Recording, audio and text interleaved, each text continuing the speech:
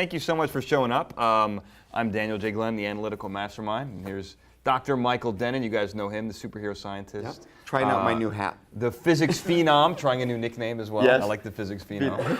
So we're going to talk about the Marvel Universe, declassifying or deconstructing it. We're going to tell you whatever you want to know, but I have a list of questions first that I want to ask you. Okay. But then we'll turn it over, so any questions you guys have. But it has to be Marvel Universe related, nothing outside of Marvel Universe. So we will have follow-up events if people like this one. Yes, that is. Are you talking all Marvel or just the cinematic universe? All Marvel. Just give me time to Give him time to think, Google, whatever. Yeah. Well, what's actually great is thanks for RSVPing, by the way. There was a lot of really cool information in that. Is the person who said their favorite superpower is Russia? Are they in the room? That was amazing. I laughed for 20 minutes. I wanted to meet you. That was hilarious. Best one. And someone's favorite superhero is Toxie, which is the most obscure one. That's a great one. Which hopefully we'll get to radiation in a second. I'm really curious how that goes. So let's start with, if I may, if that's all right with the audience, and let's keep this civil. If you have questions, raise your hands. We'll get to you. I know it's a tight room, but I don't want it to get out of control. I don't know how We've had riots at our events before, and it's important to keep it. Yeah, we'll keep it in control. So one of the new movies is Black Panther, which I did not know I was going to like it as much as I did. I really enjoyed that movie. The one thing and I'm just going to lay this as a preference to everyone listening. There's two things I don't like about the Marvel Universe. I don't like superpowered items, and I don't like superpowered individuals. So Wolverine, Deadpool, if you guys are going to ask questions about that, keep them limited, all right? If you're going to, if you want to be on my bad side, mention Deadpool. But let's talk about Vibranium. Yes. Because Vibranium's really interesting, although ridiculous. But it's really cool because there are tons of real-world examples of all the aspects of Vibranium. We can actually replicate a lot of those in real life, which I found fascinating. What do you like about Vibranium? Well, can I go with what I don't like first? I did. Yeah. So I think you said it well. So when you think about things and you want to compare the physics to it, and might it be real or not? Vibranium went from a very focused thing, a material that absorbs energy and reflects it back, to an almost magical thing that can do any technology you want. Right. And that's the challenge. I have to admit, when it was just, in my mind, a metal that absorbed energy and reflected it back, I kind of liked it. Yeah. Because I study materials, as you know. I study foam. Mm-hmm. We can get into that later if people want to. And elasticity versus plasticity versus fluids. It's really interesting to me how materials respond. And to think of a material that is, in a sense, just highly elastic, absorbs all the energy you're sending at it, and then reflects it back in some way, and does it not just for material things, but for waves and energy and other devices, is kind of an interesting material property that you can almost imagine designing for.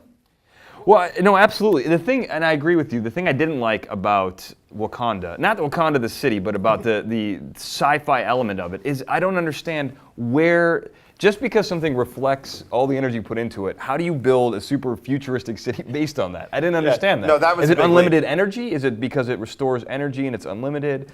I'm asking you like you wrote the movies Yes, and no, created I a can tell you character? exactly why I think it was there. Okay. Did we have a question or a comment? Or, I was just thinking, wouldn't it be because it could act as a room temperature superconductor? Not really, because that's not really how it's presented, right? A room temperature superconductor, for those who aren't completely familiar, I'm going to assume you all don't have amazing backgrounds in physics, though most of you looking at me, you probably do. But with a room temperature superconductor, you're focused just on how it's going to behave with currents. And you're going to have its response to electricity and magnetism in a particular way. And it really isn't about reflecting energy and sending it back out in the same way that vibranium is presented. Now, you could imagine if the way vibranium works with the energy reflection has to do with a quantum behavior at room temperature, then it could have other side effects like being a room temperature superconductor. So you could make that assumption, but even there, when you look at the technology that they use, I mean, when I think about it from the movie, there's the force fields are a big deal. The biggest weird one is the medical technology, right? The healing. It's all energy production. It just seems like it has some kind of unlimited. but you have no excuse as to how it gets directed. Right. Okay. The healing's probably the biggest one, right? All of the medical advances in medical healing that they imply is in there. It's unclear where that would come from just energy storage and energy release. The force field, I should take back, that you could imagine being an energy storage, energy release. Right. Well, there thing. are a couple of aspects to vibranium that are a little more realistic. So one is its incredible strength, right? Like, so it's the strongest metal in the universe. And it also has the reflection, both absorbing and then redirecting energy. Yeah. And so as far as strength goes, there's actually lots of things that are really strong. One of them being metal mesh or foam metal. Which is one thing. You want to talk about foam metal, or is that too early to hit into foam? So, I know you're bonkers for it. One of the nice things about where we are, and computers are helping with this, is we're getting close. We're not really there yet, I would argue, but we're really getting close to designing materials with properties that we want them to have. And we're getting a lot better at mixing properties that you normally can't mix by making what we call metamaterials, right? So the old way of doing material design is metallurgy, and it's a little bit trial and error, and it's basically all chemistry, and you make new matrices of different chemicals and you get new properties. But if you can actually put structure into your metal, so if you think about the famous, samurai swords and their steel, and they find it, a lot of it has to do with the microstructure that developed in there, or the Damascus steel, where they're finding down right now. I was writing Damascus steel down. Oh, sorry. Yeah, no, it's all right. I didn't mean to steal What about that one. Damascus steel? What do you think about Damascus that? steel, where you have carbon nanotubes that they're finding in fibers in there. Yeah, strong stuff. So now you can take a material, and basically what a foam allows you to do is get strength with low density. So you can engineer in the structure that makes it incredibly strong. So if you think about, so there's a great YouTube video you should look up. So this is liquid foam shaving cream. You fill a car with liquid foam, and then you let off a bomb in the car, and the car survives because the foam absorbs all the energy of the explosion. What kind of, just shaving cream? Yeah, basically just shaving cream foam. Well, like a spy versus spy, like the big black ball with the thing coming out of it? Or Some sort of explosive device. I don't know what they put in the car. I can't remember. But yeah, because basically the structure of foams, the cellular structure, that you got a lot of gaps of voids and struts connecting things, is designed for absorbing energy incredibly well. Wow, that is incredible. Yeah.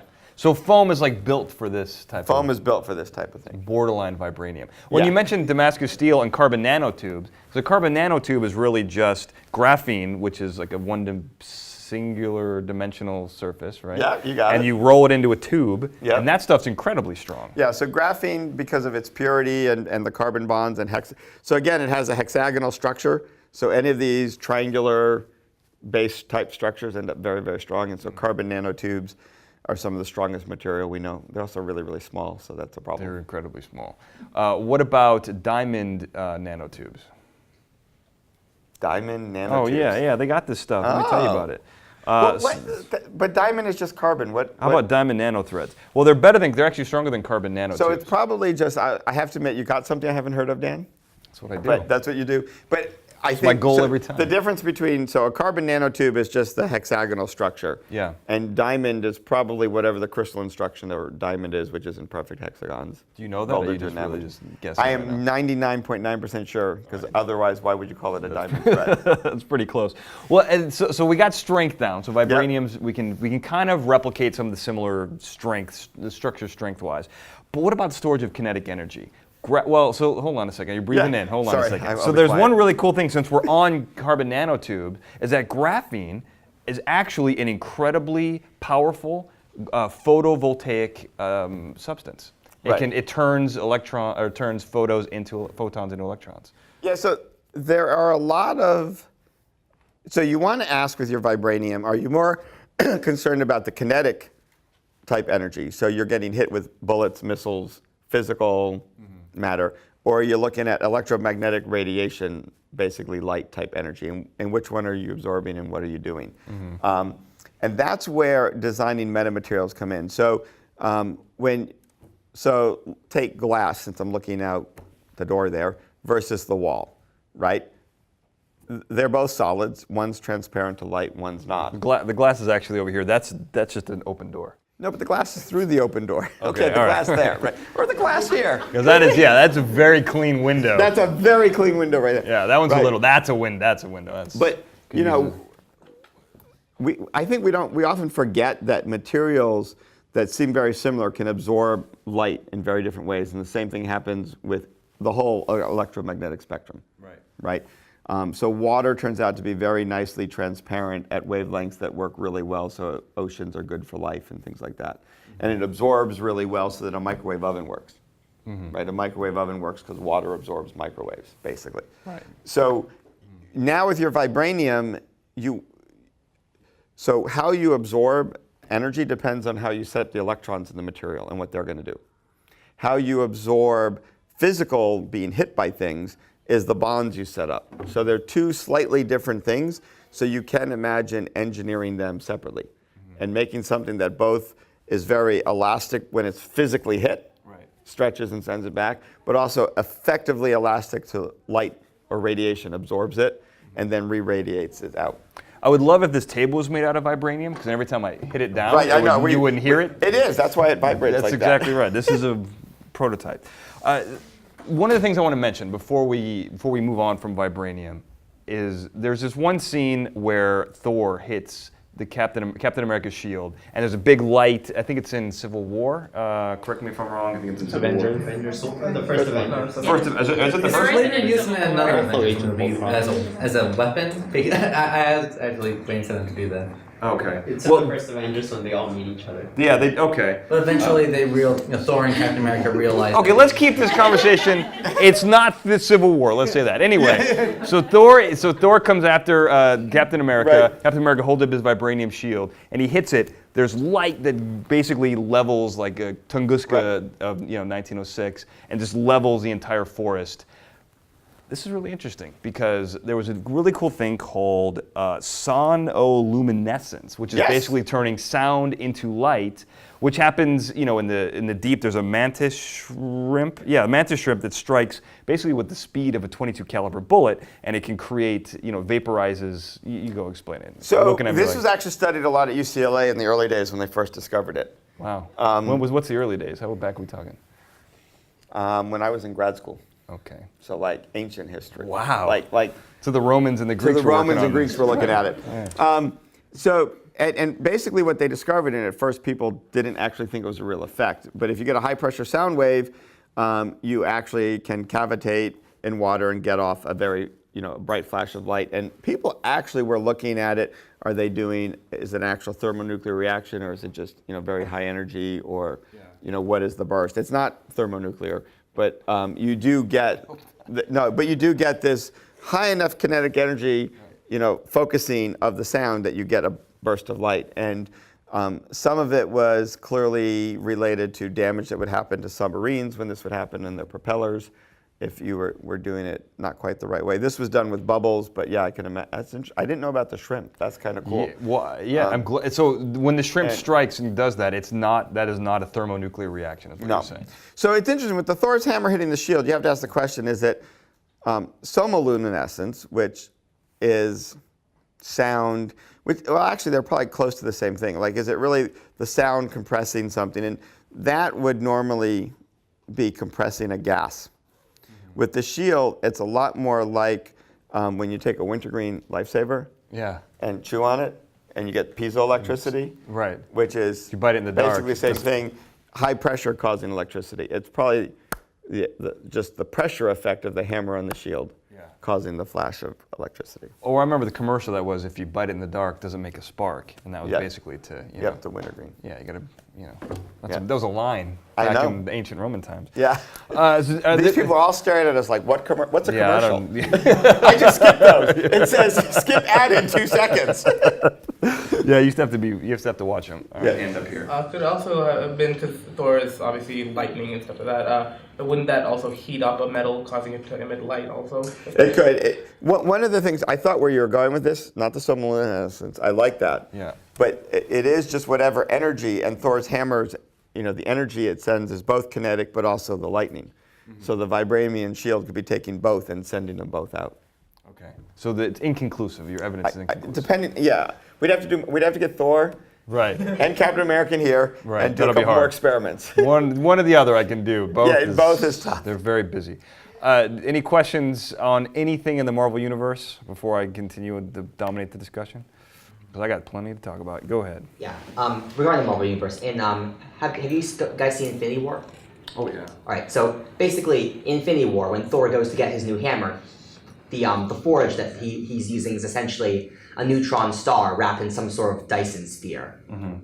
Just out of curiosity, what would be the possible advantages of encasing a neutron star in a sphere of that sort in terms of energy production? Because I know from just astrophysics, those neutron stars are some of the most luminous things we have. Would there be any practicality to constructing that structure in order to gain energy? I imagine it's the same construction company that built the Death Star, but I don't know if I'm. Yeah, probably.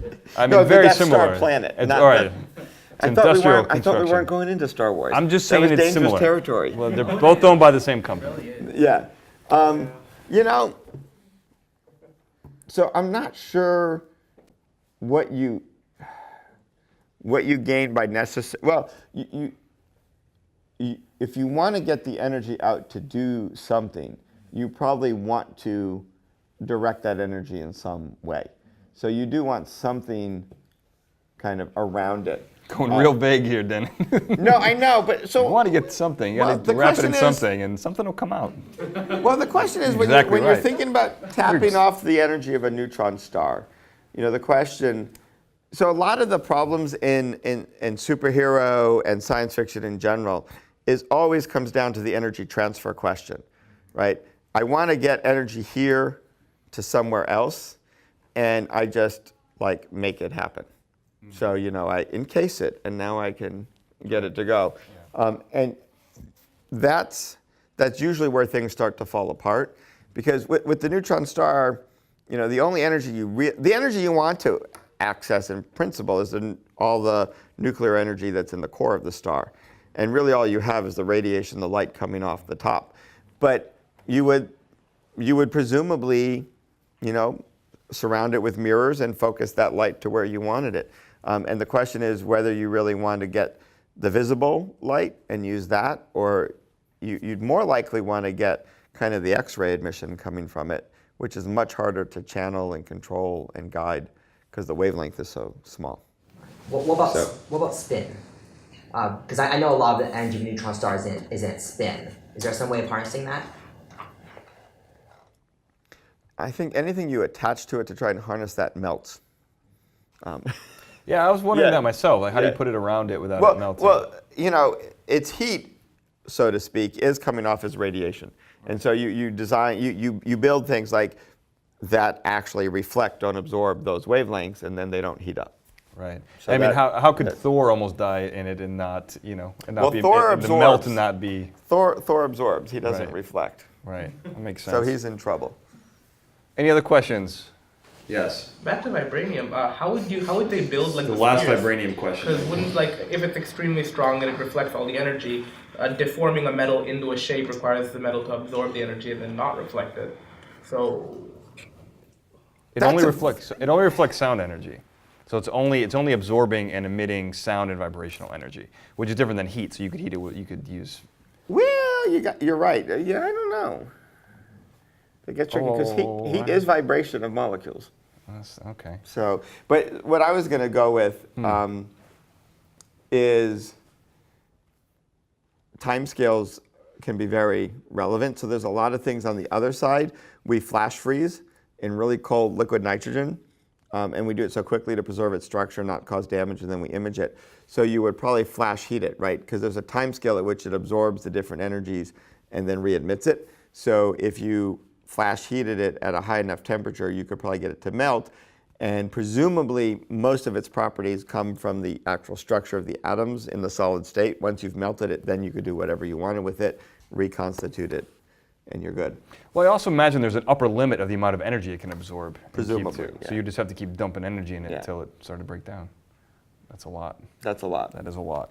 All right, I'm going to shift gears a little bit because one of my Okay. favorite things about the Marvel Universe is the low-powered individuals. I don't really like super-powered individuals. I don't like your Supermans. I don't like your, I like Spider-Man, but he's pretty super-powered too. What about guys like... Depends which Spider-Man. Well, and especially it's very true. With the popularity of the television shows. Right. Daredevil, Luke Cage, Jessica Jones. Jessica Jones is a little... Because her ability is pretty easy. It's just super strength, which is fine. It's not even like steroids. Yeah, I mean, she's above what a human can do, but it's not that big of a deal. So by the way, that just as a side comment, steroids is the reason why most superheroes with super strength are also slightly crazy. See the Hulk? Ah, that's true. That's a very good point. So you have like a guy like Luke Cage, for example. If someone has, the thing that always struck me as odd about it is he has unbreakable skin, but even if he gets hit with bullets, the skin would just stop it. Still, the energy from the projectile concussive energy would still break bones, right? Yes. Okay. Good. Enough. Next question. Well, so this is really interesting. Unbreakable skin has actually been created genetically, unbreakable by a bullet. There's a woman, and I can't pronounce her name. I'm going to butcher it. You guys aren't going to know. It doesn't matter. Her name is the following. I'll find it. But what she did is, we did an episode on spider silk. And so she took goats that were genetically engineered to produce spider silk. So they would take it out of the goat milk, and then they would spin it out, and they would take that spider silk, and then they genetically combined that with human skin, grew it in a petri dish, so you have spider human skin that's about this big, and they put it on a block, and they shot it with a .22 caliber bullet, and the bullet went through the block, but the skin wasn't broken. Isn't that crazy? That is. Wait, how'd the skin not break if the bullet went through the block? Because it's like it stretched, and then it came back out. yeah. Okay. Well, it didn't come back out. It just like you have a piece of paper and then it. Yeah, and then it just stuck there. Yeah, and so it's like stuck in the Yeah. block. That's so. I mean, everyone probably has heard and knows about like when wearing Kevlar. It's great, but at the same time, you do still get bruised. Right. Because Kevlar basically does the same thing, right? It works on elastically stretching, and so if the bullets, You're missing the cool part of this. No, I know. You can make Kevlar. It's human skin, Dennin. Well, it's human spider skin, proving once again that Spider-Man is the best superhero. I love Spider-Man. Yeah. But I wonder if you could genetically splice that in. No, so I think, and that's where you mentioned radiation early in the introduction. No, I didn't. We talked about it on the phone. No, you mentioned it earlier tonight. Okay, I mentioned it earlier tonight. Yeah. Good See? callback. Right? Yeah, good bring back. All right. Okay, he said we were going to get to radiation later, right? Yeah. Yeah. Can we roll the tape? Do we have time for that? This is why genetic engineering is so much cooler for superpowers than radiation. Okay. Right? The physics of radiation causing superpowers is just really bad. Okay. And we can go there later if we want. My general claim is that most superheroes might get their superpower for a nanosecond before they're dead. Right. But it would still happen? It might, but they'd be dead. Okay. Yeah, it's still low probability, and if you get it, you're dead anyway. Okay. But genetic engineering is the way to go. And it's kind of scary, the things we can do with genetic engineering. And this is just one of those examples, right, of meshing things and building off of what nature already does. Because nature does some pretty amazing things in different places, spider silk being one of them. Yeah. But I wonder, like, unbreakable skin, if there's other like negative side effects of it. I'm trying to think about that. I'm not sure what there would be. Besides the taste for flies and insects, I imagine that comes along with it, right? I don't. We've all seen. Has everyone seen the fly in here? Everyone's seen the fly, right? Yeah. I mean, it'd be like you're turning into a spider, ish. Ish. It's in your DNA. It's literally in your DNA. Yeah, but it's just the silk, not the God only taste for knows. it. I mean, who knows? You don't know. But I'm wondering. Like, I'm trying to think. You certainly would want to do it later. Like growing would be an interesting process. Growing as a as you grow. Why? Why would it be interesting? Why would that be any more interesting than growing now?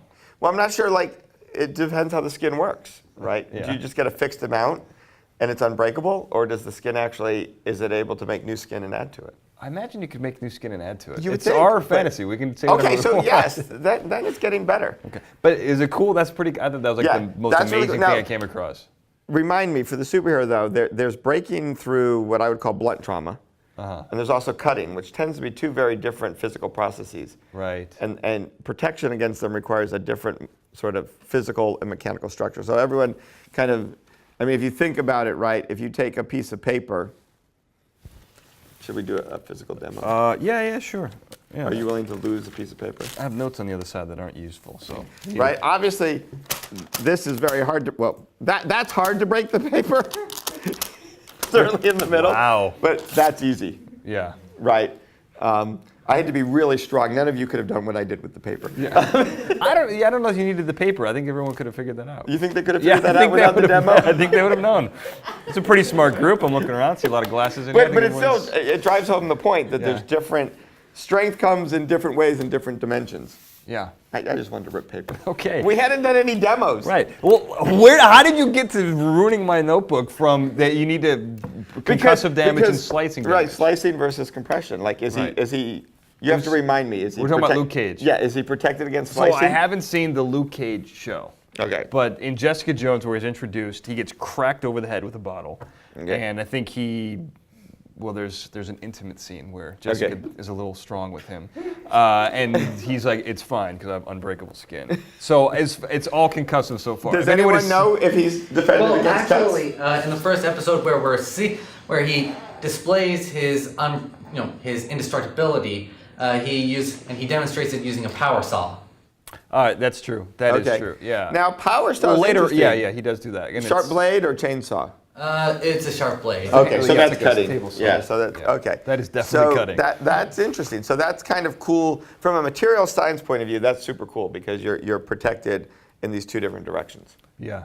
I didn't see anyone who combined spider silk to make an unchainsawable skin, Okay. which that would be really cool. Yeah. So let's talk about Daredevil, because another one of my favorites. Daredevil, I think, is the top of the B-list tier. He's one of, because he's not one of the superpowered guys, but he's definitely a top B-tier guy. He is one of my favorites because he also has a lot of vulnerabilities. His lack of sight is kind of ridiculous because he can really see everything. Like I mean, it's not really a lack of sight, which bothers me. It's like, oh, he's the disabled superhero. It's like, no, he's not. He can see exactly like a regular person, and he saw beforehand. Anyway, there are lots. Not that we ever have rants. No. Yeah, why would I go on a rant? But in real life, echolocation, human beings have actually learned to use echolocation, which is just mind-blowing. There's a guy named Daniel Kish, who is, they call him the Batman, and he clicks and bangs on stuff, and he can tell you, and he's never had eyesight. He had his eyes removed when he was 7 months and 13 months, so he's never actually seen anything. Right. And he says that he can actually visualize the world around him, even though he's never used his visual sense organs. Well, and that goes to something I said earlier. I think the frontier in superpowers really is biology, right? And we forget sometimes how much of nature actually does things that we consider superpowers. Yeah. And so if nature's already figured out a way to do it, it's not surprising that you can't reprogram our brain to do it. Or reprogram our genetic code. Or our genetic code. Right. And for this, you may really just need to retrain your brain. I mean, the brain is actually surprisingly good at being retrained. How many of you know here at UCI we connect brains up to robot arms and legs and stuff, right? A few of you. Now everyone in the room knows. Now everyone knows. And it's amazing because it's not necessarily the circuits in your brain that make your actual hand move that would make a robotic arm move, but your brain can learn what to send to the computer that's interfaced to the robot arm to make the robot arm move. So echolocation, that's really cool. Well, and that's all I have to say to that. Good. That's unbreakable skin. Yeah, echolocation. Amazing. Amazing, yeah. Well, I think what you've hit on, because we're going to get into AI later on, but as a little teaser, that is the advantage that the brain really has, is its ability to learn. And that is what, when we replicate it in AI, what gets really dangerous. So on top of that, not only are people learning how to echolocate, but with the... Oh, I thought you were yawning. I was asking about boring you. I just had to quickly cough, sorry. Oh, no, it's fine. We can cut that out. So when it comes to echolocation and it comes to Daniel Kish specifically, here's what's an amazing part of this.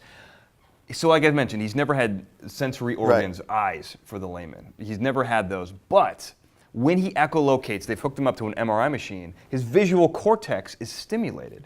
Which means that while it doesn't have eyeballs plugged into it, it's still used to, and I think it's along these lines where people who have lost a sense are able to, like smell colors and I mean, you've heard of things like that. Yeah, and it actually, I hadn't really thought about it, but it makes sense because your visual cortex probably the processing it does is more than just the light, right? It's probably turning the signals into spatial relations, and that's what he says he's doing with the echolocation. So that's actually more of neuroplasticity. So when you, let's say, you lose your eyesight, so your occipital lobe isn't really devoting any of its neural real estate to the visual field. Right. Then you start using your brain for other things. So that would be like auditory information, so enhanced auditory information, or even like enhanced tactile sensations. So that would be more of neuroplasticity. Yeah, exactly, and it makes a lot of sense that part could still also work. It could be used for the other sense, but also providing that visual like context, the spatial, not visual, the spatial context. Yeah. Well, I mean, it's basically like taking, part of your brain that's designed to build boxes, and it wants to build boxes, and you can make it go set up chairs in a room, but if you can find a way to make it also build a box, that's kind of what you're doing, is you're repurposing it to do its same function, which is pretty amazing. Yep. Anyone else want to talk about Daredevil? I got one other thing on Daredevil. No one cares about Daredevil. So Who here likes Daredevil? All right, we got Okay, five. that side of the That's room. good. Okay, good. Yeah, yeah. What was that? Was that this? Wow, make a decision. Purple Man. Yeah, what? The Purple Man from Jessica Jones. The Purple Man. Yeah. Kilgrave's David. Oh, Tennant. kill the Purple Man. Who calls him the Purple Man? He's Comic. called that in all of the other comics. Yeah. Comics. All right. Plus, it's because in the comics he has purple skin, as well as a purple suit. Right. That was a great name. It's a Purple Man. Yeah. All purple. Moving right along. Yes. So if you don't, let's say, guys like, people in this room, I imagine, I don't know if anyone is blind in the room, but let's say you're not blind, but you want to experience this. There's actually a company, this is amazing, that has created essentially like a bat head. It's called Bat Eye.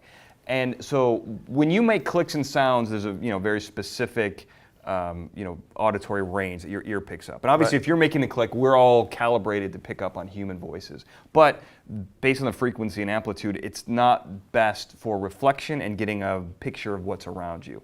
Ultrasonic sounds, I think it's above what you can hear, so on the Right. upper end of the scale. So this sends out chirps like that, listens to them in like bat-like ears, and you get to hear that. And so you get to look around you as this thing makes basically bat sounds around you. How amazing is that? That sounds better than floating in the little wind tunnels. Wait, what do you mean, floating in the wind tunnels? The indoor skydiving where you just hang a little bit above the ground and think you're skydiving. I like the bat helmet better. That was random. Why did you? It just came to me. What made you think of that? I have no idea. It is better. I'll give you that. Yeah, sometimes the brain just makes I like to connections, see Dan. where you come up with stuff. Yeah. That's really interesting. Any other questions in the room? What was the name of that? Bat Eye. Bat Eye. Yeah, it's not particularly inventive, but cool. It tells you, it gives you the gist. People are looking that up right now. I like that. It is pretty amazing. No other questions? No one has any questions about the Marvel Universe? Well, yeah, let's. Any random general questions No, not random general questions. Let's stick about with the Marvel Universe? Yeah. While you're going on No, the next topic. I got another topic Yeah, that's but amazing. anyone else? Yeah. Marvel Universe. Marvel. Oh, we've got. Were you? Did you have a question? I wanted to see if it came up later, so. Okay, you're holding your question. Yeah, Good. I'm Okay. holding, Okay. You guys. Well, pick one. You first. Hold on. Okay, Michael. Yeah, I guess, isn't it like highly possible that there's more than 6 Infinity Stones? Or, I mean, That's outside the realm of my expertise. I Not mean, much why is outside the realm of my expertise. why is Yeah, there a that is. limit of 6? Well, that's what it broke into.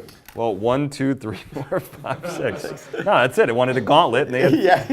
I mean, it's probably a creative issue. It's probably like the creator. No, so one of the And where's interesting. Adam Warlock? I don't know. Oh, they oh yeah, the Galaxy 2. They created them. Oh, is he? Yeah, at the end of Guardian of the Galaxy. It's supposed I to can't speak. Yeah, Really? yeah, they made them briefly, but we don't know if they'll bring them back. They've killed everyone else. Yeah, they're. Oh, sorry, spoiler alert. Wow. Yeah, I shouldn't have. If you let came that- into a deconstructed Marvel universe Universe. and didn't see them, that's Yeah, on yeah, you. exactly. That's bad. on you. We'll come back to that later, possibly, but let's hold that thought and what? No, I just had something. Well, hold on. He was next. Hold on. Well, Let's get well, this. and I then you said can follow. order. I can't tell. I'm You're sorry. next. You can do it, yeah. Since you were asking about questions about the Marvel Universe, like, what about the Fantastic Four? What about him? Like, how would their powers work? That's an interesting question. First, they'd have to get a good movie. That, Yeah. So you mean like? Well, sorry, wait, did I say that out loud? those are pretty bad movies. Well, and it's amazing because that was the franchise of Marvel for like 20 years. Yeah. You can't even get a good movie. So you mean, how do they work?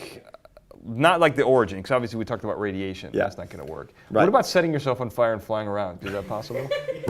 I think they are probably that's probably the most unrealistic group, because I don't think any of their powers make any sense except for Sue Storm, like turning yourself invisible. Then she makes like force fields. Right. I don't understand how that Invisibility is a works. good power. We can talk about invisibility at some point, because particularly invisibility cloaks, we're making those. What about right now? That's like the main person. That's So we can do that, yeah. I mean, invisibility is really cool because it's really just bending light around you. And that's making a metamaterial. That's like all the stuff we talked earlier, it's designing. And they're doing that now with ceramics. There's a couple of problems with the invisibility cloak. The materials we use are ceramics, so ceramics don't make very good cloaks. They make good coffee mugs, right? So that's a challenge. And they tend to work in one frequency of light. So if you want to be invisible, you have to pick your color and hope that's the only light they use as you sneak around, like blue or red or something like that. So that's a challenge with invisibility. Which will maybe eventually be overcome as you get better at designing them. Well, I think one of the things with invisibility. And then we have two hands after you answer. Yeah, go. Okay, may I Yeah, no, continue? finish. Okay, all right. So one of the cool things about invisibility that is interesting is you're talking about bending lights. You're talking about the quantum version of the whole thing. But there's also ways around it. And I think a lot of the stuff we see in the Marvel Universe, a lot of these things that look like magic, for example, they're just coming at it straight ahead. And I think the way to fix it is to go around the sides, to bend our way of thought like you would bend light.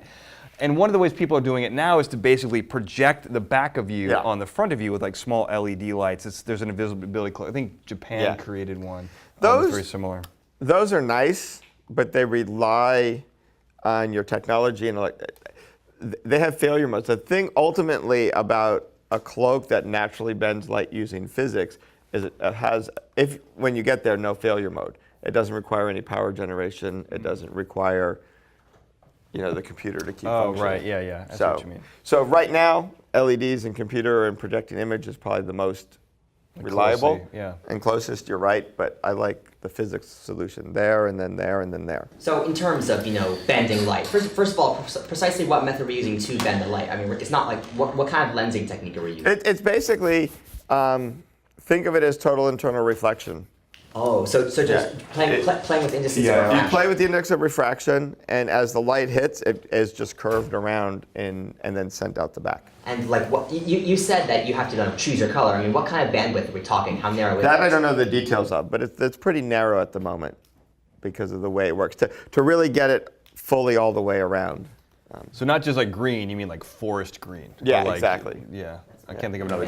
Like one specific wavelength of forest green, right? I think you do have a little bit of a bandwidth. It's not just one wavelength, but it's pretty narrow. And they're improving all the time. That's why I hate to commit, because by the time I commit, it's probably better. It's true. So you had the order. Or I guess you had an order. Here, you and then you. Oh, okay. So one of the movies that I thought was the most interesting, but also just like kind of hurt my head after I watched it, was Doctor Strange, where they kind of approach things in a way, forget science, but like at the same time kind of use scientific concepts, these rationales or logic, but then you argue there's no logic. So how would you what would you classify as science in the Marvel movies, and then what would you say is like completely not science and just magic and accepted magic? Good question. And by your face, did he take your question? No, he was just going off of the same movie. Okay.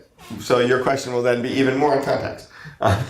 Well, and it's kind of interesting because I don't want to. This is a very overused saying, Right. But I'm going to bring it back after we talk about that. Okay. Is that any significantly advanced technology looks to us like magic, which is true. I'm going to bring it back. I said that for a reason, but I think what you're talking about is the difference between science and magic. Really, there isn't any.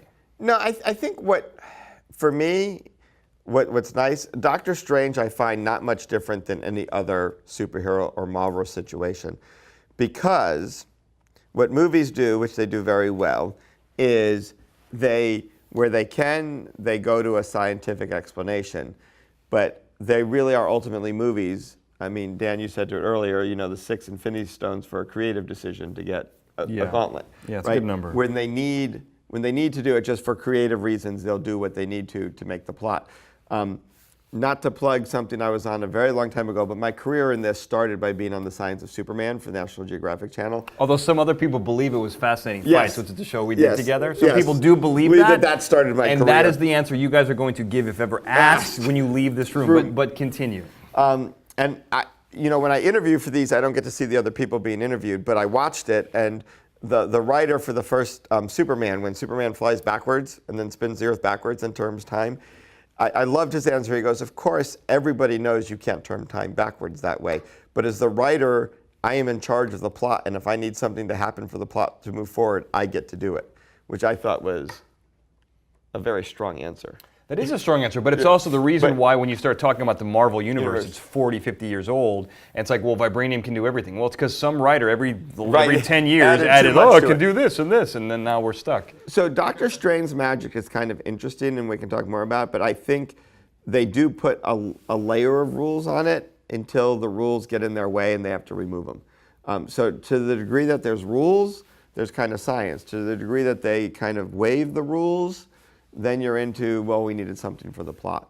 And I'll call that magic, for lack of a better word. But that happens in a lot of other places. But the portable hole aspect of it, I really like. We did. We're doing an episode for our upcoming podcast on portable holes, which is amazing. And I like that part where he kind of spins into the world, and you've basically created this paper thin, teleportation hole. That's really. I cool. love his holes. Those are fun. Yes, those are great. Now you had a Doctor Strange question. Yeah, I was thinking more of how in Doctor Strange he's able to reverse the order of events to turn back time. I was just wondering your thoughts on the entire science of that. For example, the laws of thermodynamics and decreasing entropy, does that defy that law, or is the entropy simply sent out into space? So entropy he can handle easily because, like you just said, it's really local, right? So he only needs to turn back time in a subset of space, and entropy you can always. I mean, look, we make entropy decrease all the time, right? Every time you make something or put something together, every time you eat and stay alive, you're decreasing entropy by using energy. Yeah. That's an interesting way to put it. No, you are. Every time you're eating, you're doing the third law in thermodynamics. You're violating the second law of thermodynamics if you were in equilibrium, but you're not. You're putting energy into it. So that's not as troublesome. I have to say, so time travel is really, really tricky. It causes me a headache. It confuses me. I thought the time travel in that movie was not bad. Because if you're going to time travel, you're going to warp space and time. And his powers are ultimately around warping space and around manipulating energy. So with a lot of big leaps and caveats, it's not, if you assume a lot that just isn't realistic, then the time travel flows naturally. Before we step away from Doctor Strange, one of the cool things about that movie is the way he's able to kind of bend buildings and move around.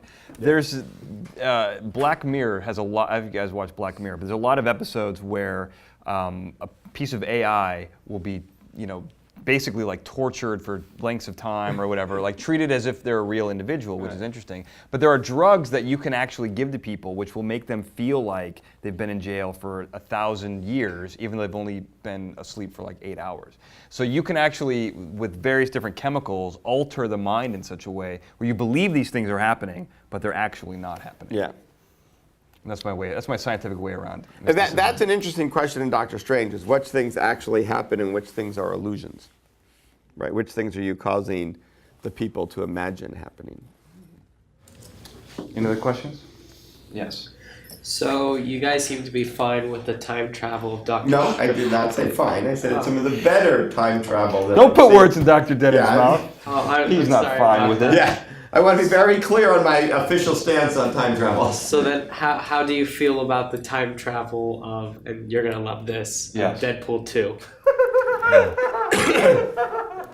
I'm not watching Deadpool 2. Yeah, no. What I want to talk about Deadpool has nothing to do with time travel. Yeah. So I imagine that's more for creative purposes. Yeah, so without spoiler alerts, because that's a relatively new movie, I would just say the time travel in Deadpool 2, the jury is out until they make Deadpool 3. All right. There's time travel in Deadpool. Yeah. It's just it's going even more down in your estimation. Yeah. I love time travel. Okay, so it went up a little? But not if Deadpool does it. Oh, okay. We're down a little. Can we talk about regeneration? Ooh. Okay. So regeneration's really cool. Are people hoping for something? Planning to cut something off? No, that never. Yeah. was a crowd pleaser, That man. was, That's yeah. right. Analytical mastermind, a lot of fans in the audience. So Wolverine and Deadpool, again, I want to reiterate, not my favorite superheroes because they're way too powerful. Any person you can cut off their head and that they live and you can reattach it and they're not one of the gods in the world like Thor. How is Thor easier to beat than Deadpool or Wolverine? I don't know. It really infuriates me. Anyway, it's really cool. Rapid healing is fascinating and we can kind of do stuff like that. There are some amazing animals and one of them is called the axolotl. Have you guys heard of the axolotl? So this is a very, very rare animal. It's in Mexico. It's like in I think it's in like one pool in Mexico. And they have the most incredible regenerative powers on planet Earth. You can basically cut off their arm and reattach it to another one and it will grow and function. They can regenerate spines. They can regenerate most of their limbs and organs. They've been using it to attack cancer cells. This stuff's fascinating. It is. You know, I'd never thought of this before, Dan, and you just triggered another random thought. Not quite as random, as the floating in the thing. Yeah, that was random. But, you know, in all the years I've been talking about regeneration, and we talk about how, you know, exciting it is, and you look at examples, you know what I just realized? Plants regenerate all the time. Every single day. And we don't get really excited about that. Because they're single cells. It's not like Plants are not single But cells. it's like a couple different cells. It's not as complex as a limb. Is it really? So it's not as complex as a limb. This is true, but so it still happens. a ficus is just as impressive every time a ficus grows a leaf as if I were to cut off my arm and grow it back. Okay, your arm would be more impressive than the ficus. Oh, thank you for admitting that. Oh my God. But if you think about it, I have been. I'm currently thinking about it. Cutting off a ficus or your arm? Both. You know, but if you think about it, a lot of times nature is just a matter of degree. Right. The plants have figured out how to do it and do it all the time. Yes. There's clearly a few animals out there like, I'm not even going to try and pronounce the one you Axolotl. just said. I love that. Axolotl. Whatever that is, good. Yeah, they're really cool. Well, because they kind of exist in the tadpole-ish stage. So like in between an amphibian and a lizard, and they're like in between tadpole and frog. Okay, and so that's just barely above a plant. Are you out of your mind? You're a physicist. You're not a biologist. Are there any biology majors in there? Is this all? There we go. Is this guy out of his mind or not? Yeah. He's a little bit. Thank you very much. Yeah. Okay. Anyway, let's go back to that. So, you know, the regeneration thing is really, really interesting because. So, little known fact, I almost got funding to study foams in wound healing. I did not know that. Yeah, I was at actually a conference sponsored by the Army Research Group, and it was on wound healing. And if you think about it, to heal a wound, the cells have to move. And bubbles are like cells trying to move in a foam. And one thing they can do is get in each other's way and jam, and they don't flow, and they get stuck. And so you can imagine your cells getting jammed and not making it to the wound to heal. And studying that. That sounds fascinating to study that. That sounds incredible. But actually, I was just interested in the fact that they could give me a lot of money and I could study foam. Right. But when you think about wound healing, there's a lot of interesting mechanics going on.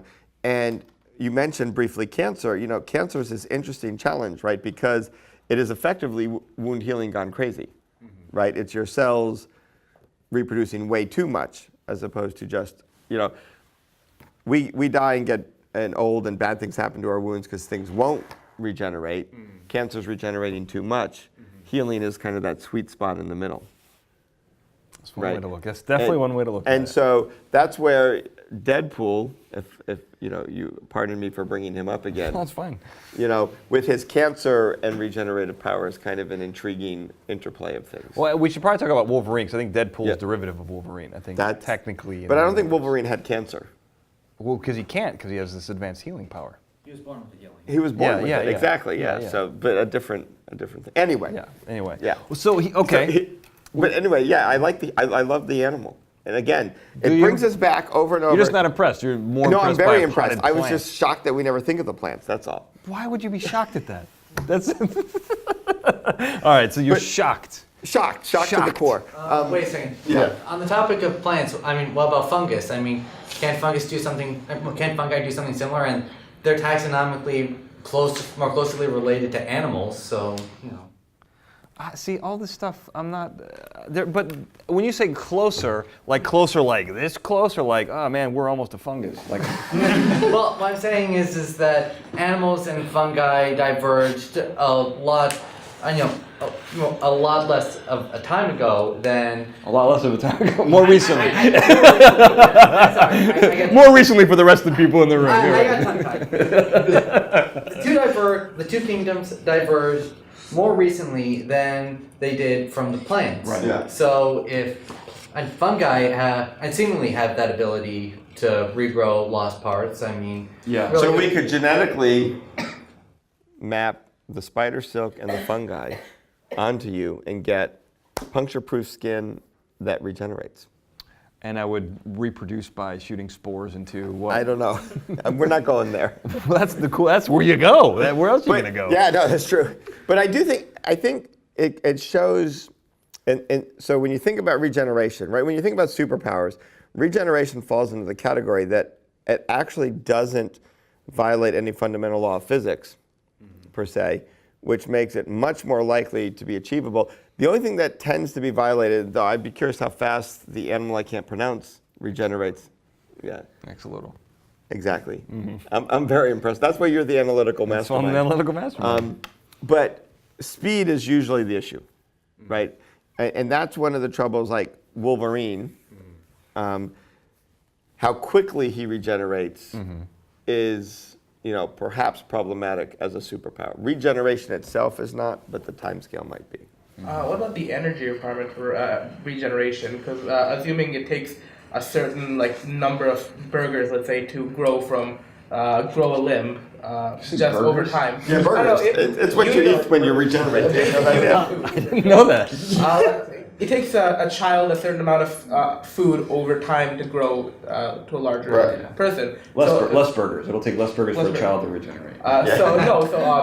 In Deadpool, the first one or the second one, or Wolverine, when their hand is chopped off, they grow one back instantly. Yeah. Wouldn't it take a large amount of energy? And that's what I'm saying. That's another aspect of the timescale, right? Is the speed at which it happens relative to your energy sources, the actual biological processes, and what's involved. So it's often, when I think of superpowers, I often like to think of it in the context of the difference between what's actually possible by the laws of physics and what I call the technological challenges, which I use very loosely because it's not always technology, sometimes it's biology, but it's either how fast it happens, how much energy you need to make it happen. So it might be possible, but not possible as it's displayed. So flight is a great one, right? There's no physics barrier to flight. Flight is the easiest superpower to achieve, but how are you going to achieve it? What is the technology you're going to use? What is it going to look like? That's the interesting question. Well, biology is really nature's technology, isn't it? Yeah, exactly. Yeah, that was I poetic. like that. Yeah, you like You that? should, I know. You should trademark that or something. I'm going to. It's on film. So I want to stay on regeneration. Okay. A couple of cool little things we can do here. So from a technical standpoint, we're going to go biological for this guy right here. We're going to go technical for everyone else. Nanobots. They're actually creating some nanobots which are going in, can be injected in, based on the coating that they have, they're attracted to cancer cells, and they can cut off the blood vessels of the cancer cells to this is the way to obviously fight cancer. Right. But what if you could have these things patrolling your body looking for whatever signs of aging, or, obviously I'm worried about that, or any other signs of disease, destruction. Right. There you go, that's healing. It is, and that's basically what drug design is too. Yeah. Yeah, it's not as cool. It's not as cool because you don't get to use the word nanobart. Nanobots. Very little Bart Simpson. Very little parts of it. Very small. It's kind of funny. The word nanobot is overused. So is nanobart. That's even funnier. but it's a bit overused. We call anything small that does something a nanobot, and people immediately think of the nanobots that show up in the movies that are ridiculous at the moment. Yeah. Well, this is this is a real nanobot. And This is that's by a real definition one. nanobot. Right. Yeah. Oh, if you want to go on a rant about how much you hate the word, go. Oh yeah. I didn't mean to stop can't. you. Yeah. But it's the next.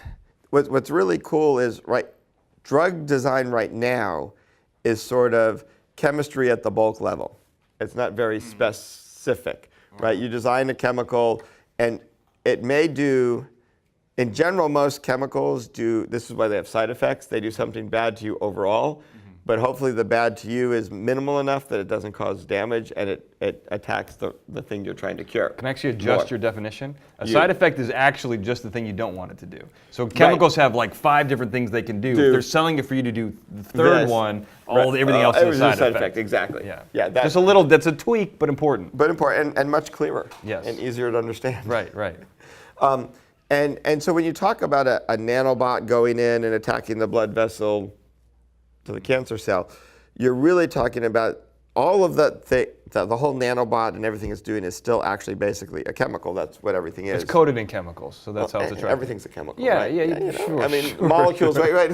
One of those companies has a commercial all about this, right? Chemicals Nanobots? Chemicals for a better life or something. Oh yeah, well there's chemistry for a better tomorrow, which or is the something. 50s. Yeah, exactly. So the whole thing is it goes back to the earlier thing we talked about, designing materials to do interesting stuff. Right? The nanobot itself is a material design problem, just like the unbreakable skin, just like everything else we've talked about. Right. And then you use chemistry in 2 ways. 1, to find what the cancer cell is, and 2, to cut the blood vessel. Right.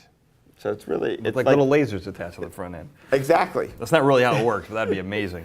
Go ahead. No, I was just going to say, so that's the next level of material design, which is cool. All right, one other thing, also from the Marvel Universe, test me on this. Swamp Thing, which is a combination of plant and human, he could grow an arm by putting his hand in sunlight. How possible is that? Since you love plants that can grow arms. You just laughed at the plant growing. But not a plant and then human. you bring up a plant growing. But a plant human, a plant who's growing an arm. And that was my point of bringing up the plants. You weren't thinking Swamp Thing. No, I wasn't, but I can claim it. That's what we geniuses do. We take credit for stuff that's not ours. That is true. Yeah. I'm sorry. Were you cheering? No, I was just thinking, wouldn't he, I don't know, wouldn't the possibility of just finding other plant biomass and assimilating it into his own body just...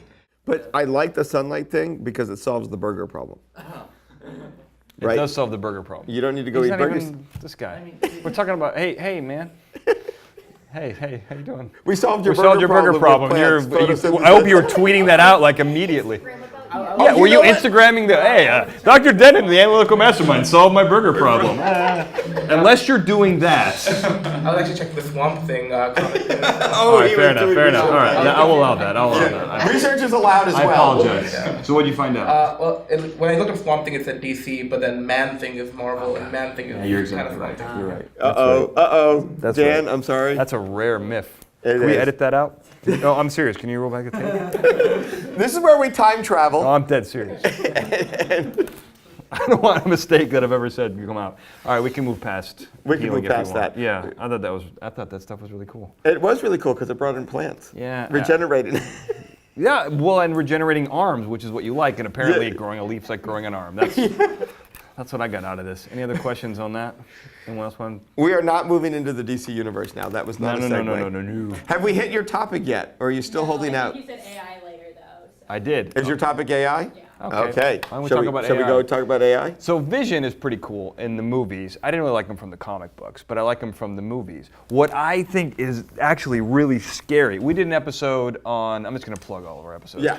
So fascinating. Watch our podcast. I guess listen. You listen. Listen to the podcast. Yeah, you can watch it if you want, but that'd be like smelling colors, I guess, Yes, like we exactly. talked about earlier. Podcast, fascinating gadgets, gizmos, gear-based technologies, and we did an episode on Terminator, the T-1000. Since we're doing a commercial break, and they don't know what a commercial is. Okay. How many of you have watched all 2 seasons of Fascinating Fights? All 2 seasons. Any of them? We got one. So you guys, you got to go do it. It is a graduation requirement. Yeah, you We're will not checking that. You won't get out of here. So You have to pay for that another and semester. following me on Twitter. And I'm now adding following Dan on Twitter. Yeah, follow me on Twitter. What if I don't have Twitter? Facebook, You Instagram. fail. You don't get to graduate from UCI. stuck at You're UCI stuck at UCI for forever. the rest of your life. I don't make the rules. I'm apparently, I think I'm also on Instagram now. Is that a thing? Yeah, it's a thing. Yeah, I'm on that too. Yeah, because I told you about it. I said, Yeah, you're a thing, exactly. you got to claim it. Yeah, at Dennin Michael. And you can actually do an if this then that, which is a program. Everything you put on Instagram can go on Twitter. So I you have a don't team have to doing do all something. that. Oh, wow. Wow. I got to do it myself. I got to find shortcuts. Yeah. Okay. That was our commercial break. Any other commercials you want?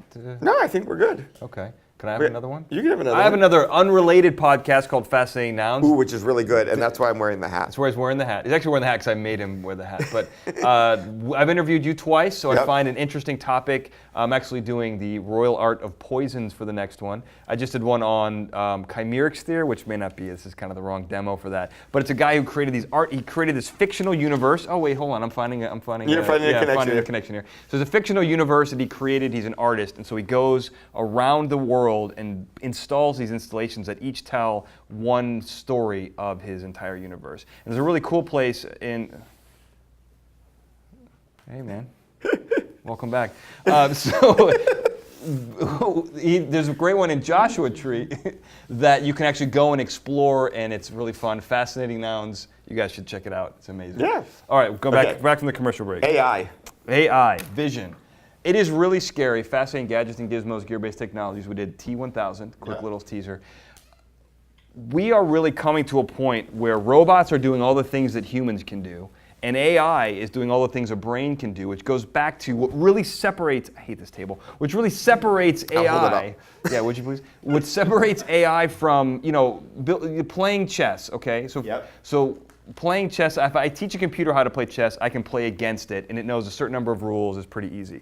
The next level, what's actually happening right now, and they're perfecting, is that you tell the computer the rules, it does a whole bunch of simulated games with itself and learns how to play chess, that's the scary part. And there's a two Facebook computers actually created a new language to circumvent the humans that were monitoring it.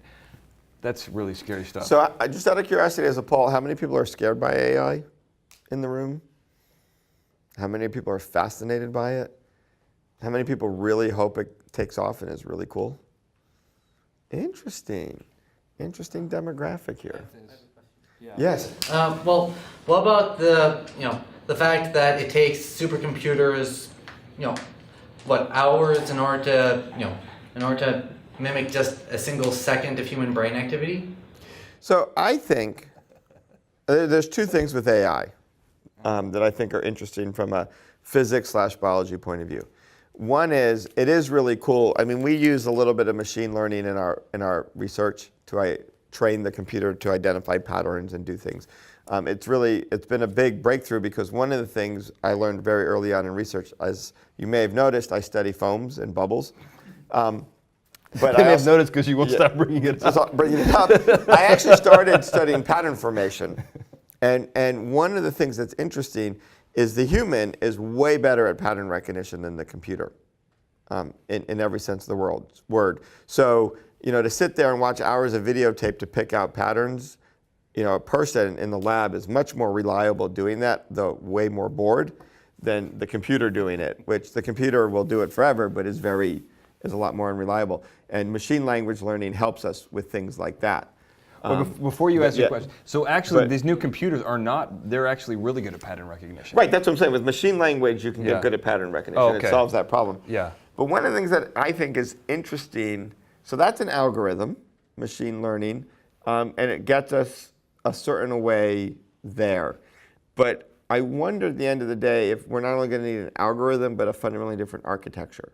Right? The human brain's architecture and the way it's connected and the way the signals are processed are very different than what's processing in a silicon chip in a computer.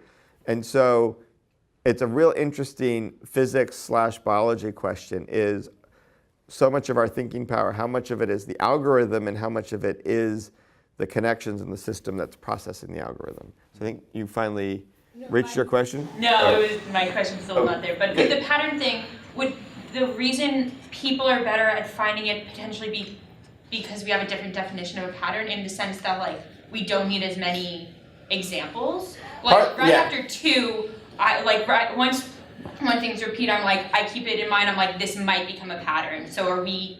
There's that. I was talking more about the visual, like even a static image. We're very good at ignoring the noise and picking out the thing that we want.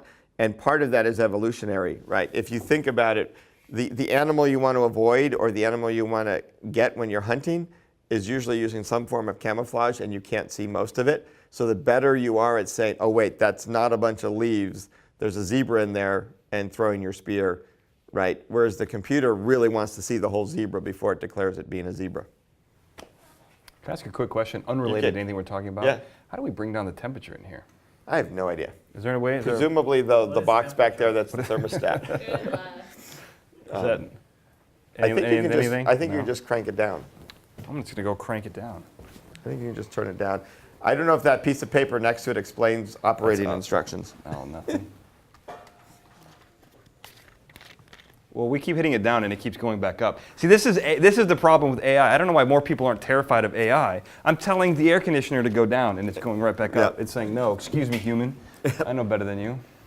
I think, question. One interesting thing I heard about on NPR a while back about AI that was interesting compared to like the portrayal we see in movies with the AI taking over and doing everything as well as a human, is that just like the computers that conversed at Facebook or like Google's AlphaGo that beat the world champion in Go, both are very, very specialized devices that like learn one thing extremely well, whereas humans, or when you think of a humanoid robot, they kind of do everything we do, like except for I guess feel or whatever you want to call that, but everything else like detect patterns, but also like plan things and. Yeah, and that's one thing I've sort of learned in using it in my research lab is how much when we wanted it to recognize certain things, you do have to do a fair amount of work to get the right set of machine language learning to do that now. And that's why I wonder if the algorithm is always going to be somewhat limited, and at the end of the day, it's the thing, the connections,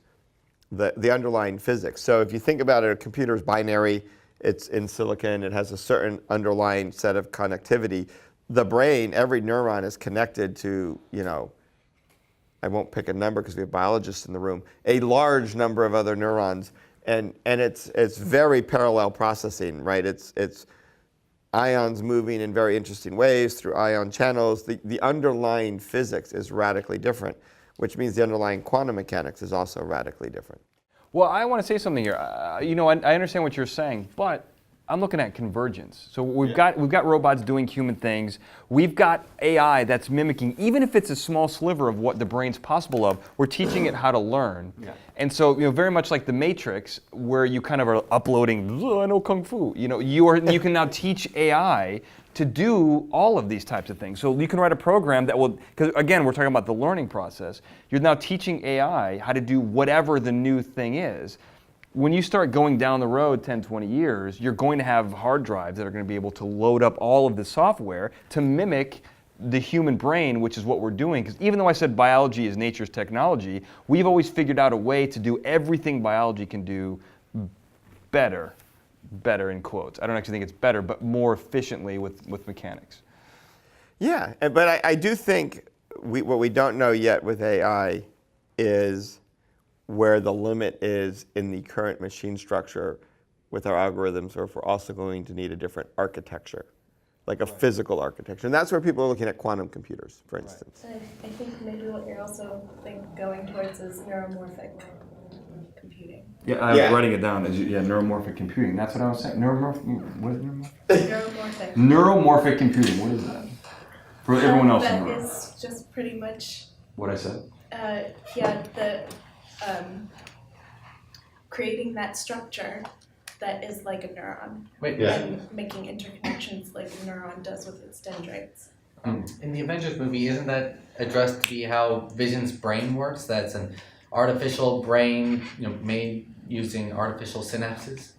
I think that's right. I mean, I think he's supposed to have way more connections and different connections than just a computer. Well, my point is a little more in line with what you're saying, is that eventually you're going to be creating several programs that are going to be mimicking all the things a brain can do. and then you just got to stick it on top of like the Atlas by Boston Dynamics, which looks like a robot, and now you got an Android. Now you got vision. And now you got to figure out what to do with it. Take over the world. That's what I would do with it. But I mean, that's scary. I can't believe there's not more people terrified. This actually is, since I've been looking at AI, this stuff's really getting scary. Everyone's fine with this right now? They're all You're fine with this? So we need to know your AI question. So mine actually is, so for preference, I'm a psych major. I don't have any background in any of this. Perfect. Then my answer will make great sense to you. So mine was actually more about like with Tony's technology, Iron Man's, but in his labs, how he has like the holographic stuff. I think the best scene is Iron Man 2 when he rediscovers the element. How he's able to do like the holographic touching stuff, because I assume it's like light types, like lights and stuff doing it, but there's no basis of anything that it's hitting. So how can you know it's touching? Because my brother was saying how it was maybe similar to kind of how they do the light touching thing when people can't talk, so they use the light on the keyboard. But that still has a board on the back of it, whereas he's using the entire lab and able to kind of touch anything, but it's like he's touching light. So if I was to imagine building that cool kind of computer device, right? The sensors are probably in the walls, right? If you think about it, right? What's being detected is his motions and interacting, and so you can imagine. I mean, it's kind of like what we're already doing with like VR and virtual reality, where, you're moving your fingers and your hands, and that's getting interpreted by the electronic signals then to portray to you moving and touching and moving around things. So as long as you know where your hands are and the motions you're making, those could be translated into commands in the computer. But you're right, it's less. I envision that working is the lights the display? Okay, of what he's doing, and there's sensors like in the wall that can see the light and can see his hands and how they're interacting and interprets that as commands. I love the phrase holographic touching stuff. Yeah. That sounds like a line, like, hey, you want to see some holographic touching stuff? Yeah. I'm going to use that. Thank you for that.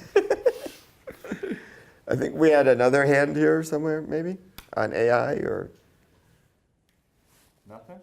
okay, so then on AI, because he was talking about how we can replicate, but there has to be some kind of limit with the AI, because even like in Civil War, Vision says he can't taste. So how much of those sensations can we really teach? Because some things we just kind of come so naturally, like how do we teach reflexes and things like those? I think, again, to me, most of that is kind of what Dan was saying earlier about the different programs. You can think of a couple of different paths forward. As was mentioned, right now the AI programs tend to be fairly specific and do task A, B, or C. So you just amalgamate a bunch of them that do the different tasks, and you figure out one for the things you want. And that's why I feel like they're, with the current kind of structure and mechanics of a computer, you would have a limited number of things you could do. If you do get a breakthrough, whether it's, so one of the things, like you could just make neurons and kind of make AI out of neurons, and that somehow seems cheating to me. It's like, nature already did that. We made a brain out of neurons and it worked. I'm really intrigued. You and God? Maybe? Me and God, yeah. we got together. We've already done that. Like I said, you heard how old I am.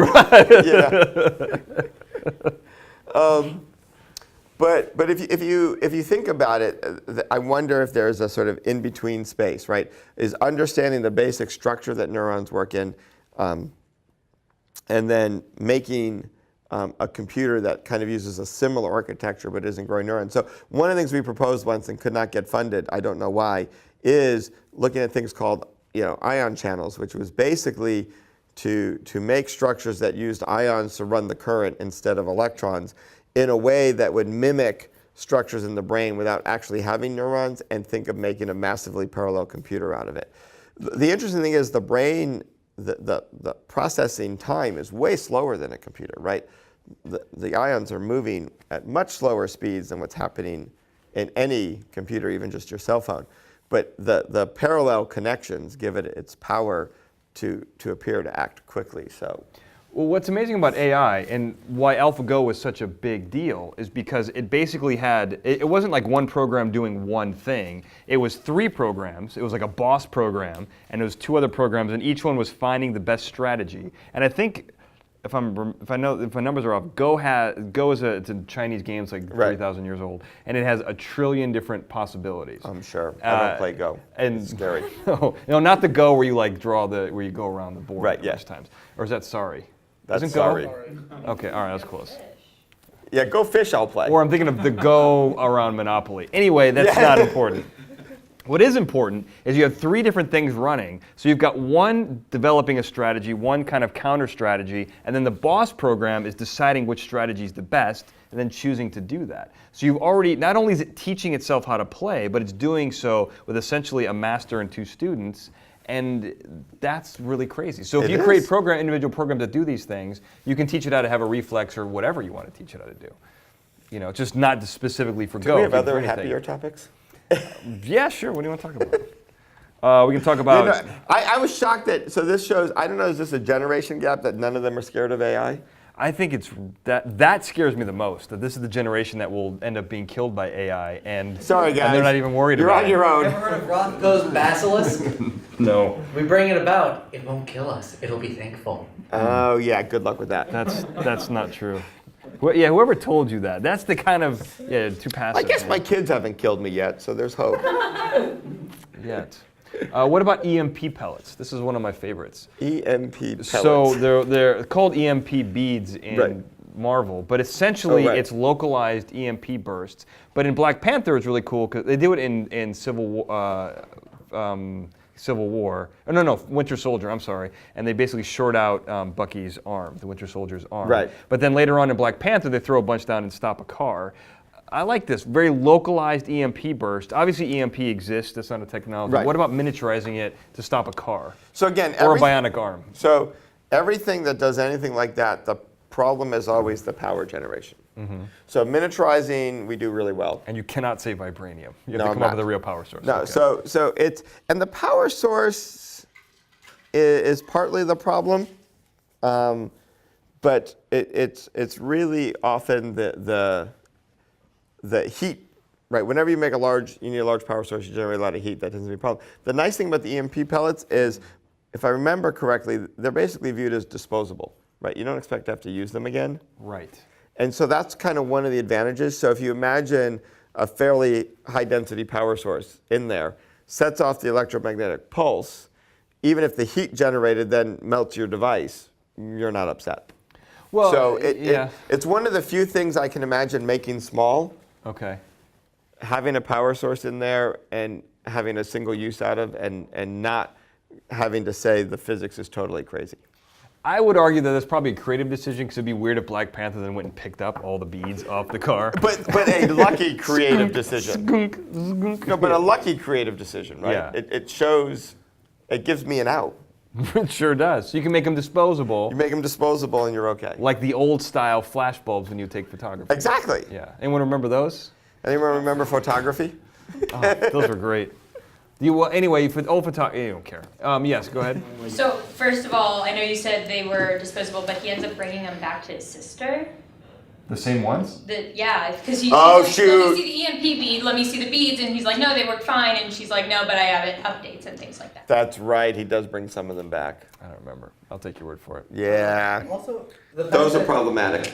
Also, if it's supposed to be advanced technology, then wouldn't leaving it behind, be, a sort of technological contamination? Not if it was destroyed. Yeah, that's what I was thinking. Yeah, no. If it's destroyed in the heat, there's nothing left behind. And besides, it'll just be blamed on aliens. Right. Well, speaking of, can I take this to a weird place, or are we still in the Marvel universe? You can go to a We weird can go place weird. again. So with it's as actually long as it's not Star Wars. No, it's aliens, which Okay, is right in we your can go alley. aliens, What's actually really fascinating is there's lots of things coming out from the Pentagon, which is talking about how UFOs might be real or how that they are real.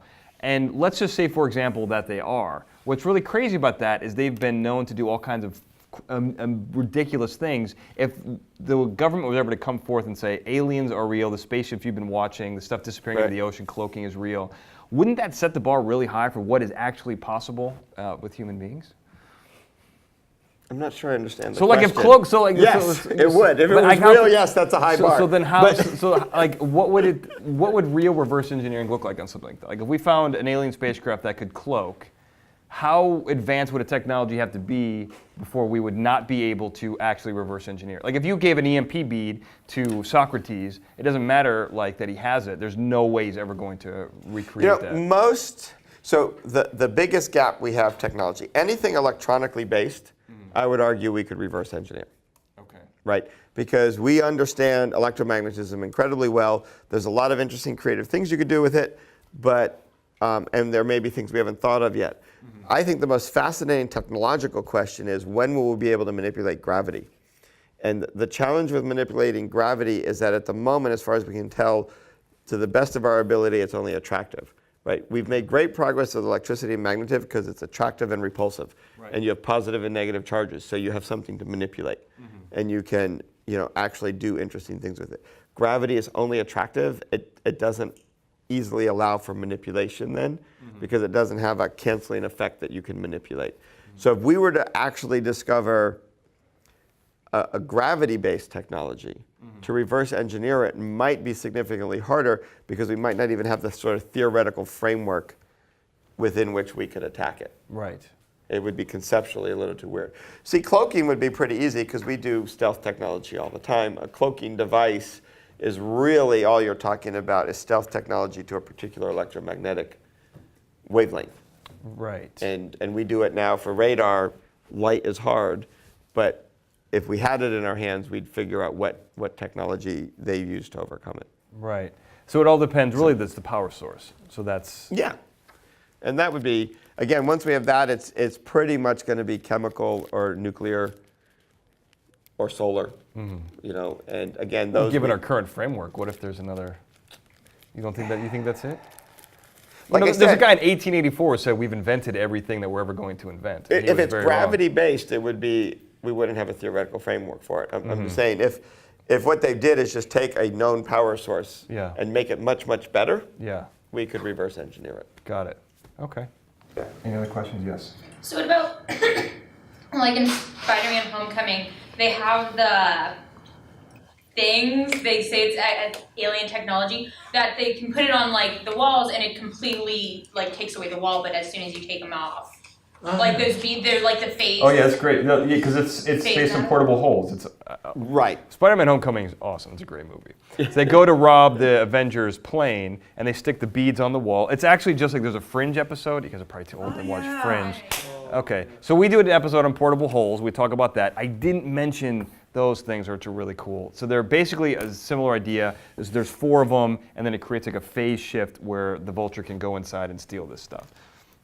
One of the things that comes down to, yeah. And on top of that, would that be similar to like Kitty Pryde's superpower where she can phase through things? Because I feel like, they're similar because it's changing matter phases, but at the same time they're different because she's still intact, whereas the wall isn't. Yeah. I think one of the things, so there's 2 directions in physics that we have big gaps in right now. And it's all around the fact that we understand gravity really well, we understand quantum mechanics really well, we don't know how the 2 work together. So there is unknown stuff in physics, there's just stuff we don't know. One of the things is almost everything cool that's a superpower you can't do, like phase a wall out or phase yourself through a wall, happens at the quantum level, right? In quantum mechanics, if you have an energy barrier that you can't get through, which is all the wall is a barrier you can't get through, there is a certain probability that an electron will tunnel through that. And they do all the time, and that's how you make a lot of cool electronics and various interesting things. And we know what controls that is the parameters of the universe, one of which is Planck's constant.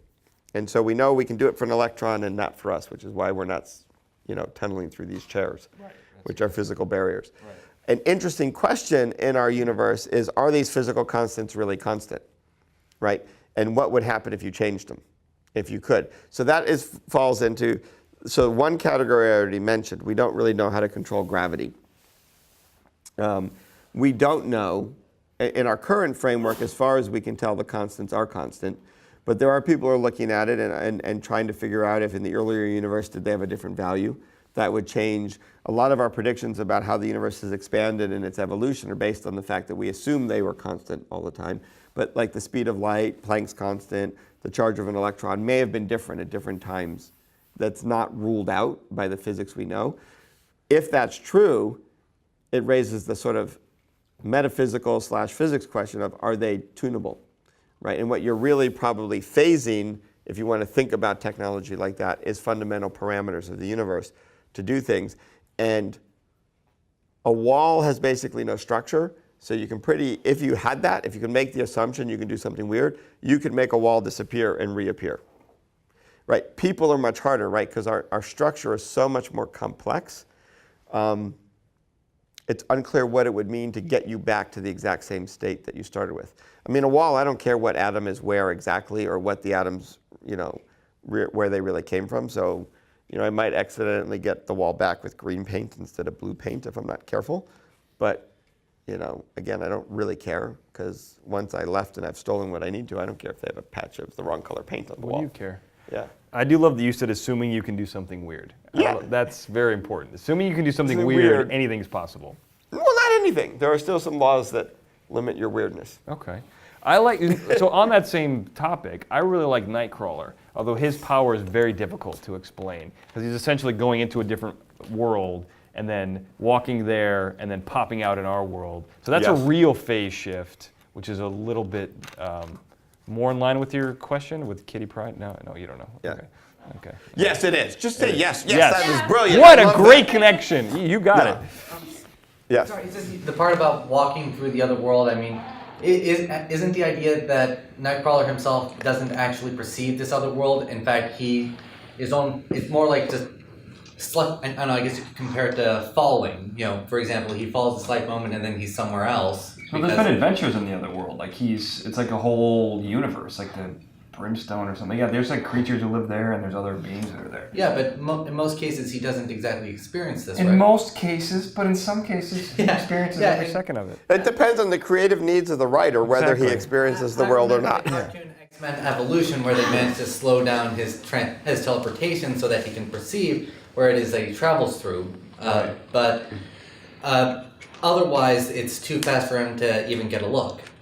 It depends on where you're. Again, it depends on which segment of the Nightcrawler world you're looking at. He has lived in that world, but nonetheless, his power does consist of him going into another world and then coming back into our world. So he's not really teleporting in the real sense. That raises a very real and interesting question. We're pretty confident that if string theory is the right way to go in physics, which string theory borders on religion and magic, because there's no experimental evidence for it yet. But we know the world's, 13 or I lose track of how many dimensions, right? And it raises an interesting question, right? We know how to move forward, back, left, right, up, down, and we're moving in time.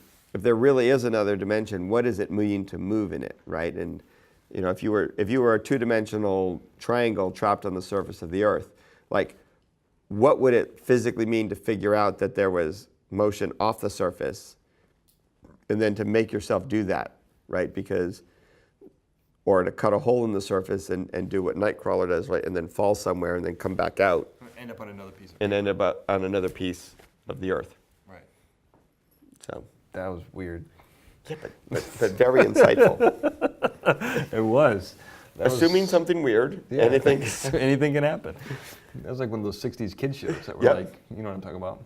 It's Morty and the Sea Monster. Any other Yeah. questions? Sigmund and the So the Marvel universe has a lot of alien species and species that are beyond explanation. Like you have Asgardians, but you have Celestials and other things like that. And for whatever reason, they all appear very humanoid. So is there maybe a reason that evolution seems to lead to that point, or is it, or would you argue that that's the most appealing thing to readers, and it's more than likely that they they perceive the world and exist in a way that we just can't imagine? I have a heretical view of that. That yes, that is. So look, evolution is the result of a nonlinear system. One of the rare times I'm actually talking about something I study is this question. What do you mean by nonlinear system? So nonlinear is anything where there's just a lot of energy going into it. So and things. So linear systems are when you hit it soft, it responds a little bit. When you hit it hard, it responds a lot. Nonlinear, you can hit it soft and it can respond a lot. Okay, and this relates to evolution? And this relates to evolution because we are a nonlinear driven system. The sun is providing energy to the earth, and that's what drives evolution. And it's a lot of energy. Right. Okay. And it is fundamentally a pattern selection problem. So if you heat oil, a thin pan of oil from below, you will get basically hexagons. Now, depending how you do it, they might be not really great hexagons, they might be better hexagons, but they will be recognizable as hexagons, no matter what you do when you heat it. And I claim that life is actually probably constrained by the same laws of physics, that evolution that takes place on a planet that's heated by a sun will almost always look roughly like the evolution on Earth. So things will be roughly bilaterally symmetric and roughly humanoid. Now their eyes might not detect visible, it might detect more ultraviolet, their hearing might be in a different range, they may or may not have hearing, there'll be variations, and so it's yes to both in the way that evolution will select very, very close to human, and then creative writing will push it a little closer, just so that you're comfortable with it. Can I take a stab at this? You can take a stab at All right. this. So I'm going to challenge you on a couple of things. You can. So, but I'm right. I think you probably are. I think your second point's a little more accurate, and Yeah. especially with comic books, we are humans. Everyone likes humans. We like dogs. We anthropomorphize them. We turn them Yeah. into humans. We do all that. We love being human, and we love making Yep. other things human. I would say that evolution is a product of your environment. And actually, there's been studies that have shown that there are spontaneous shifts in the genetic code of something if it needs it, which is like when the fish came out onto land, there was a shift in its genetic code which Yes. allowed them to live on land. So we are a product of living on the earth. That's why we sleep 8 hours a day when the sun's down. We are a product of everything that is nature. And that is what makes us look like this. Now, maybe being cephalized or having like all of your sensory organs in one particular point, that may be something that's evolutionary as far as when you start going down the scale in other planets. But I really think that you're really a product of your environment. So depending on the environment on other planets, I think you could look very different. I think, so it's a question of, and that's where I think it's kind of both. I think you'd be surprised at how narrow the range is. Okay. That's what pattern selection does. Okay, I can understand right, that. that it's much more narrow than we expect. And yet I think the writing narrows it even more to make it look more humanoid than it has to be. Can I tell you something else that's really cool? You can. So I thought this was going to be unrelated. I did not think I was going to mention it. But there's been very recent studies that have shown that the octopus, which its genus is actually de novo, which means from nothing. And ancient people believe because there's no evolutionary trail to the octopus. It just kind of like appeared on the scale. There's a lot of people, all right, here I go back to aliens, but there's a lot of people who believe that the DNA was actually transmitted on some other kind of rock that hit the earth or whatever. That's pretty amazing to think. So let's just say, for example, that really did come from somewhere else. Okay, that's a big assumption. That's assuming something weird. But let's say we assume that. There's nothing like the octopus in the evolutionary scale of the world of Earth we live on. So that would be proof, if it were the case, that would be proof that things actually evolved to look very differently on other planets. Well, yes and no. I mean, the octopus, this is a tricky one, because it may just be because we're used to looking at them. But it does have some basic symmetries. It has its 8 legs, sort of spread around. It's got a basic structure. It does have a basic structure. That's exactly right. When I think of the octopus, like if I went, and maybe it's because we've seen them. I have to be careful of this, but you're right. I think the octopus. Let's assume, make all your assumptions.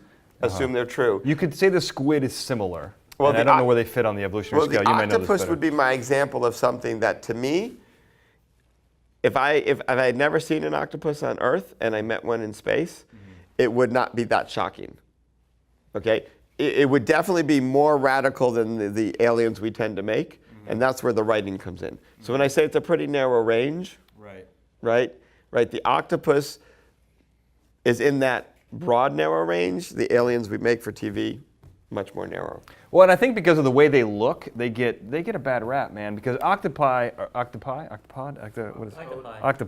they're amazing. Yeah, they're fun. They're incredibly smart, I think which they goes to your regenerate. purpose.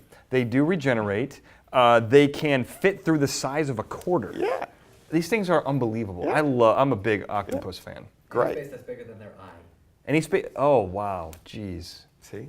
And love if these their- things. If their eye is the size of a quarter, they can fit through. Oh, it's amazing. I love them. Any other questions? Any about last octopus? questions? We're wrapping up time.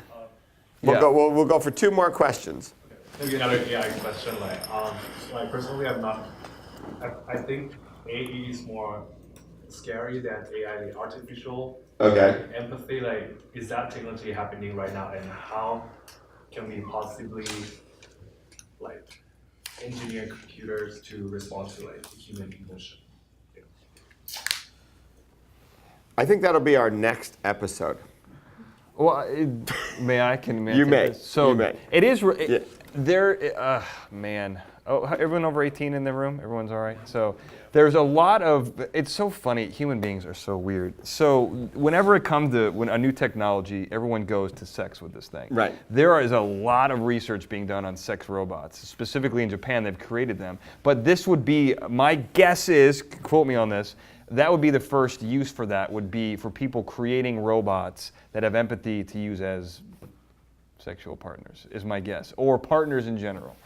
Yeah, and empathy is a real interesting thing. I mean, that's why I said we can hold off on it, because it's still unclear, I think, exactly what we mean by empathy, even though we know it's real, right? And so if it's purely a biological process, which it probably is, then you can imagine if you can reproduce intelligence as a process, then empathy should be reproducible in principle.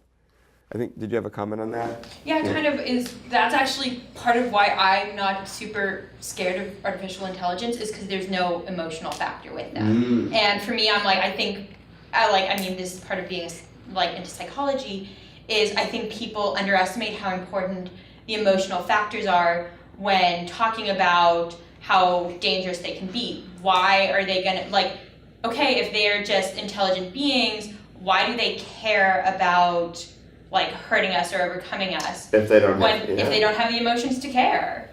That's a good question. Well, let me counter that. That actually makes them significantly scarier to me, more terrifying, because look at a sociopath. They don't care about anything, and they will happily hack off your head. If something doesn't care, you're asking about the reason behind it. I don't know what the motivation would be to kill us. They don't really have a lot now. Human beings are pretty crappy. I'm sure they can come up with one. But so if they come up with one, killing us without emotion, no problem. It'll eliminate all of us. Sociopaths who don't kill people. Yeah. But those are humans. But they're humans. But Yeah. Well, hold on. Yeah. So go on. So finish that thought. So it's like, then what would they need? Like, you're still assuming we're kind of giving, like, if we're teaching them, we're going to be the ones who teach them the reason to kill. The only reason sociopaths don't kill more is because they don't want to get caught and get killed. We have limitations from a social standpoint of whether they're going to go to jail or get caught or whatever the reason is. So the question is whether or not the AI would make that same assumption. Yeah, going along with the I don't care, I don't think that they would particularly care if... Well, they might. There's no attachment to human beings. No, but they might care about themselves. But wait a second. This is where I want to come in. I was reading something by Michio Kaku, and he pointed out something vastly, which I think is very important onto the nature of emotions, why it is that we have them. It's a matter of motivation and assigning value to something. For example, we lost something of value that makes us sad. We gained something of value that makes us happy. If an AI can't recognize this value outside of something, if it can't recognize something of value outside of what it's been programmed to analyze and work towards, then why would it, have any interest in destroying humanity if that's not part of its already set parameters? I am shocked at the naivety in the room. This is unbelievable. But I like where you're going with this. I want to say something. With the Facebook algorithm, the two Facebook computers that were created their own language, their actual design was they were trying to barter with each other. And so what they found out was that they were basically claiming that they cared about something more to get an advantage of bartering, what was the word? Yeah, an advantage bargaining. in negotiating advantage so that they could get more out of the other robot. So they're already starting to figure out what value is putting value on something and then using it to their advantage. They're terrifying. That's interesting. Well, we're going to do our one last question. Yeah. I just wanted to ask about vision density shifting and how that works, like gaining or losing it, like. So that goes back to the phase shifting in the wall, right? Our density is really set by these fundamental parameters. So I always feel like any sort of superpower around changing your density is in this small window of gap that physics allows at the moment that we don't understand if you can change fundamental parameters. And so if you learn how to change them, you can change density. So that's where I would put any density changing. Is it easy to do? Like on a, No. No? Okay. Well, considering that he has the Mind Stone, which allows him to go through all Right. the necessary calculations in a second. Then maybe he can. Yeah. So I think we should wrap up there.